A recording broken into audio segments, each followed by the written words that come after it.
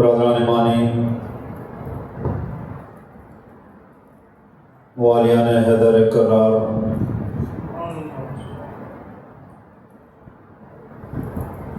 پچھلے جمعہ آپ کے سامنے ذکر کیا تھا کہ اللہ کے نزدیک عزت والا کون ہے؟ جو کسی عہدے پہ فائز ہو وہ بڑا عزت والا،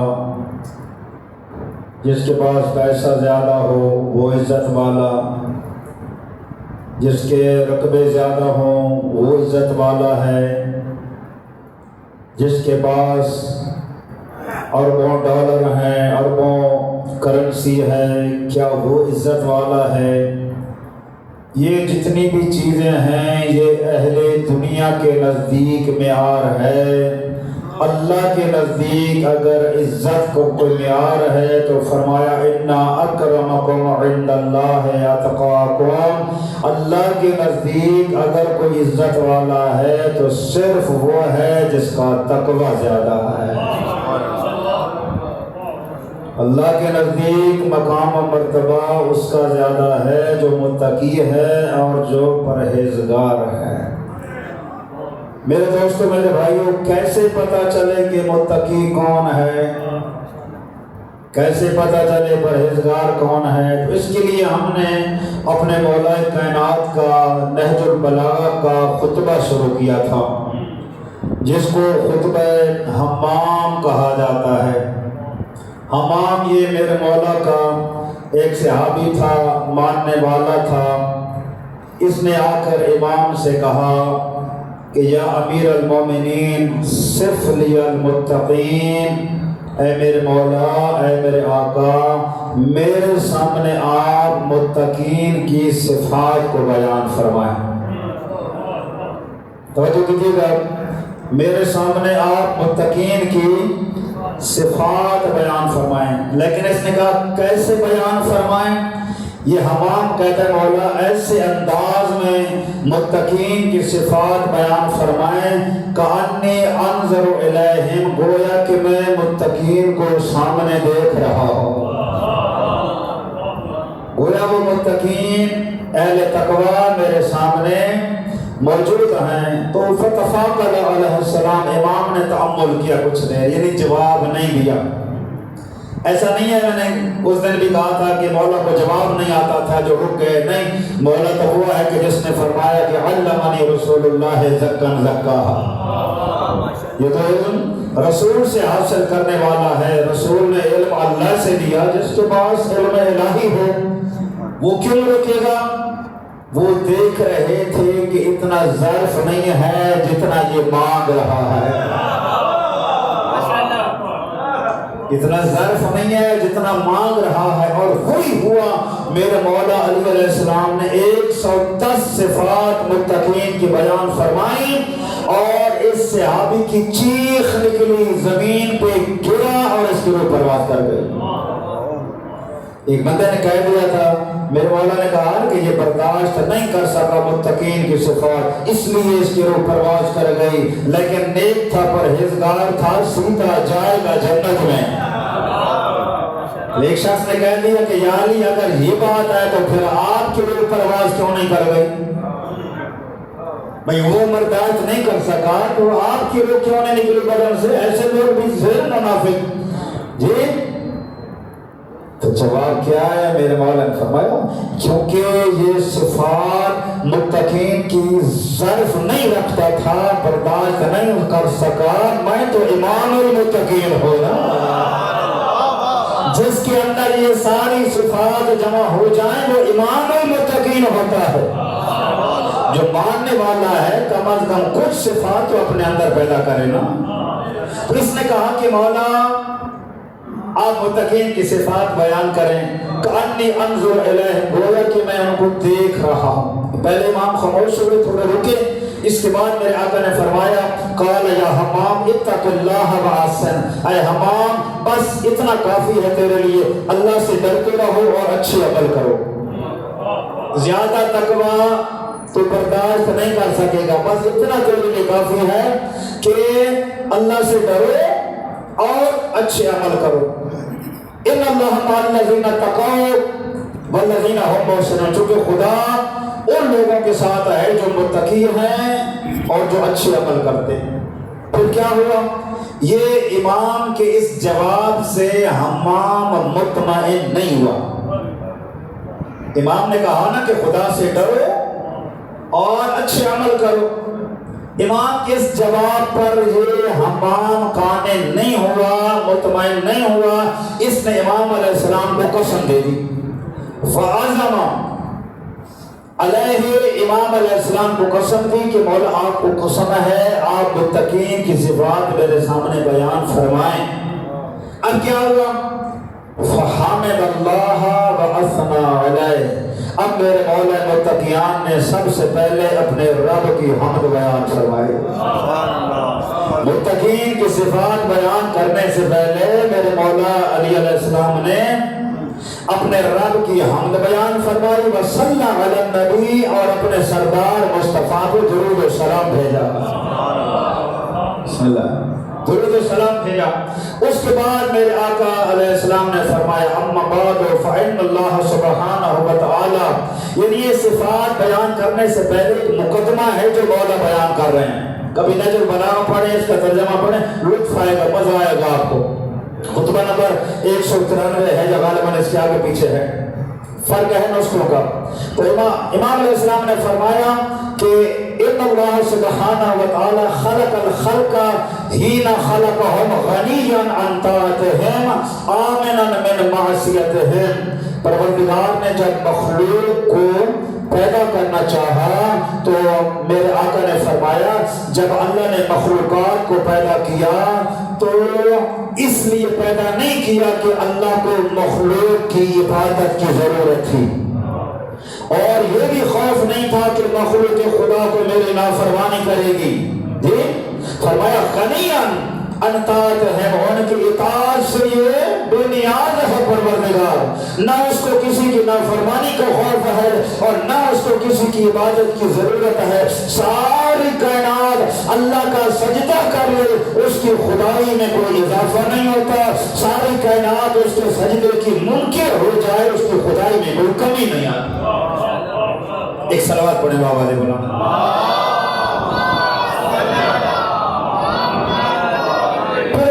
میرے آقا نے فرمایا لأنه لا تضره معصیت من عصى، اس لیے کہ نافرمانی کرنے والے کی نافرمانی اللہ کو کوئی نقصان نہیں دے سکتی، اور بلا تنفعه طاعت من اطاع، اور اطاعت کرنے والے کی اطاعت پروردگار کو کوئی فائدہ نہیں پہنچا سکتی. اس کے بعد میرے آقا نے فرمایا فقسم بینہم معائشہم، پروردگار وہ ہے کہ جس نے مخلوق میں ان کا رزق تقسیم کر دیا، ہر ایک کا رزق بیان مقرر کر دیا. اس کا اتنا رزق، اس کا اتنا، اس کو اتنا ملے گا، اس کو اتنا ملے گا. اب یہ بات تفصیل طلب ہے لیکن یہاں وقت نہیں ہے، بس اتنا کہتا ہوں جتنی زندگی کے لیے جینے کے لیے رزق ضروری ہے وہ اللہ نے لکھ دیا ہے. وہ انسان جہاں بھی ہوگا وہ مل کے رہے گا. اب اس سے زیادہ رزق اگر چاہتا ہے تو جتنی جتنی محنت کرتا چلا جائے گا اللہ کی طرف سے پھر رزق جو ہے وہ بڑھتا چلا جائے گا. اللہ اکبر. فرمایا اللہ نے تقسیم کر دیا لوگوں کا رزق. وَوَضَعَهُمْ مِنَ الدُّنْيَا مَوَاضِعَهُمْ، اور پروردگار نے یہ بھی مقرر کر دیا کہ کس کو کہاں بھیجنا ہے، کس کے گھر میں بھیجنا ہے، کس خاندان میں بھیجنا ہے. اللہ اکبر. اللہ نے یہ بھی مقرر کر دیا کس کو کس خاندان میں بھیجنا ہے، کس قبیلے میں بھیجنا ہے، کس ملک میں بھیجنا ہے، کس شہر میں بھیجنا ہے. یہ بھی پروردگار نے ازل سے لکھ دیا ہے. ایک صلوات پڑھے گا آواز بنا.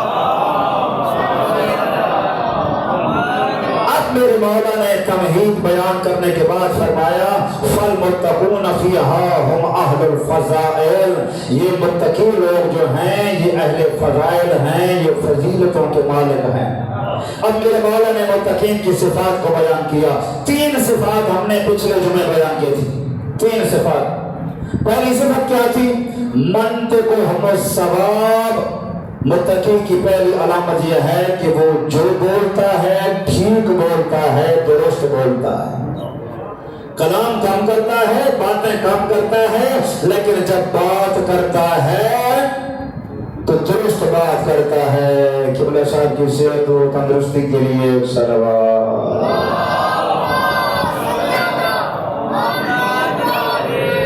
ये थी पहली सिफत जो हमने बयान की। आज थोड़ा आगे चलेंगे। वो तमहीद चूंकि मैंने पिछले जुमे नहीं पढ़ी थी, वो मैंने आपके सामने जिक्र कर दी, लेकिन वो लज्जत बख्श है तमहीद जो आपके सामने जिक्र किया है ना। सिफात से पहले जो मौला का खुतबा है, क्या कमाल की बातें हैं मेरे मौला की। दूसरी बात हमने बयान की थी वमलबसुहुमुल इक्तिसाद, कि ये मुत्तकी जो है ये म्याना रवि रखता है, न वो हद से ज्यादा बढ़कर खर्च करने वाला, शाहाना हाथ रखने वाला, और न बिल्कुल कंजूस और बखील। यूं कह दूं कि ना वो मुट्ठी खोल के रखता है, ना मुट्ठी बंद करता है, ना बिल्कुल खोल देता है मुट्ठी, ना बिल्कुल बंद कर देता है। आधी मुट्ठी खोलता है, खुद भी खाता है, लोगों को भी खिलाता है। ये मुत्तकीन की अलामत है कि वो उनके जिंदगी में म्याना रवि होती है। तीसरी अलामत हमने बयान की थी। वो अलामत वो क्या थी?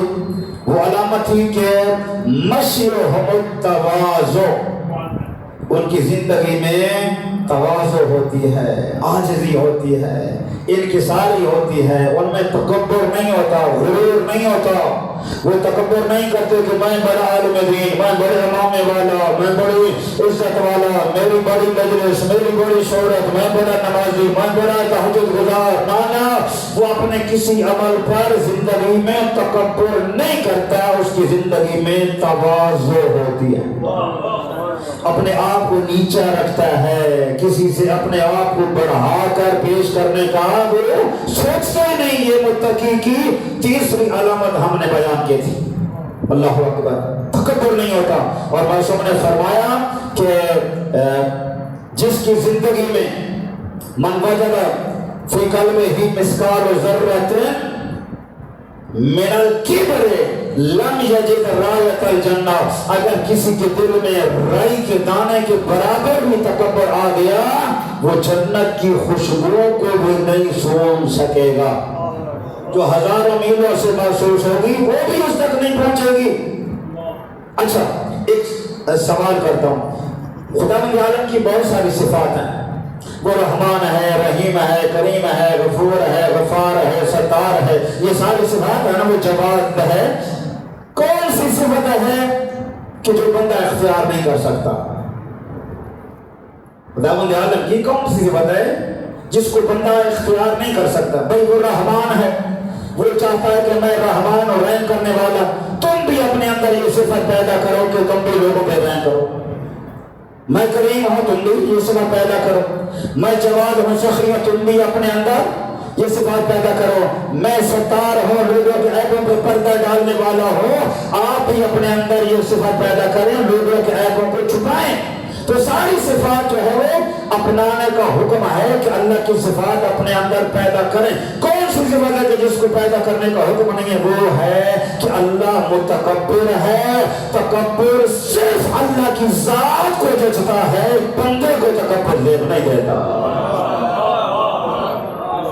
अल्लाह अकबर। तकब्बुर सिर्फ खुदा की जात के लिए। आज उसके बाद अगली सिफत क्या है? अगली सिफत है, मौला ने फरमाया कि मुत्तकीन की एक चौथी सिफत यह है कि गज़्ज़ु अबसारहुम अम्मा हर्रमल्लाहु अलैहिम, हर वो चीज के जिसको अल्लाह ने हराम किया है उससे वो अपनी आंखें बंद करते हैं, अपनी आंखें फेर लेते हैं। अल्लाह ने जो चीजें हराम की हैं उनसे अपने आंखों को फेर लेते हैं। ये नहीं है कि वो आंखें बंद कर लेते हैं। آنکھیں بند کرنے کے لیے غمض کا لفظ استعمال ہوتا ہے. غضو آنکھیں پھیر لینا, آنکھیں جھکا لینا. اب یہ صرف نامحرم کے لیے نہیں ہے کہ بندہ نامحرم کو دیکھے تو آنکھیں جھکا لے یا آنکھیں پھیر لے. نہیں, یہاں پر اما ہر وہ چیز کہ جس کو اللہ نے حرم اللہ علیہ, جو اللہ نے اوپر حرام کی ہے, ہر اس حرام چیز سے اپنے آپ کو بچاتا ہے. شراب حرام ہے, متقی وہ ہے جو شراب پینا تو بجائے شراب کو دیکھنا بھی گوارا نہیں کرتا. جی, جو ایک محفل میں بیٹھنا جوا کھیلنا تو بجائے جہاں جوا کھیلا جا رہا ہے اس محفل کو ان لوگوں کو دیکھنا بھی گوارا نہیں کرتا. تو متقی وہ ہے جو حرام سے, جو اللہ نے حرام چیزیں قرار دی ہیں اس پر, ان سے اپنی آنکھیں پھیر لیتا ہے, اپنی آنکھیں جھکا لیتا ہے اور اپنے آپ کو حرام سے بچا لیتا ہے. اللہ اکبر.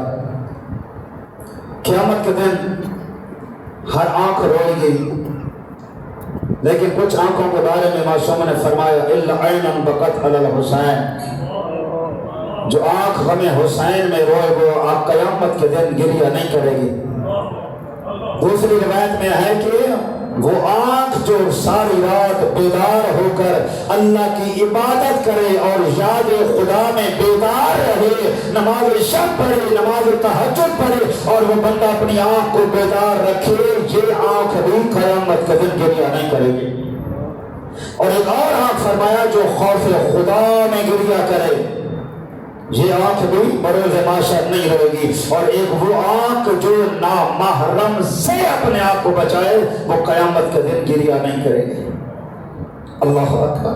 پانچویں علامت جو مولا نے بیان فرمائی, وقف اسمعهم علی العلم النافع, اپنے کانوں کو اس علم کی طرف دھرتے ہیں جو نفع دینے والا علم ہوتا ہے. کچھ لوگ بیٹھے ہیں, علماء بیٹھے ہیں, وہاں سے پتہ ہے کہ یہاں میں قریب گیا, ان کی آواز سنی تو کچھ اچھا جملہ مل جائے گا, کوئی اچھی چیز مل جائے گی, وہاں پر جو اپنے کان دھرتے ہیں. لیکن جہاں لہو لعب کی محفل ہو اور لغویات کی باتیں ہو رہی ہو, وہاں سے متقی اپنے کانوں کو ہٹا دیتے ہیں. یہ متقین کی علامت ہے. چونکہ علم کیا ہے؟ نفع دینے والا علم. وہ علم کیا ہے؟ علم عقائد ہے, اپنے عقیدے مضبوط کریں کہ قبر میں کام آئیں گے. علم فقہ ہے, مسائل یاد کریں.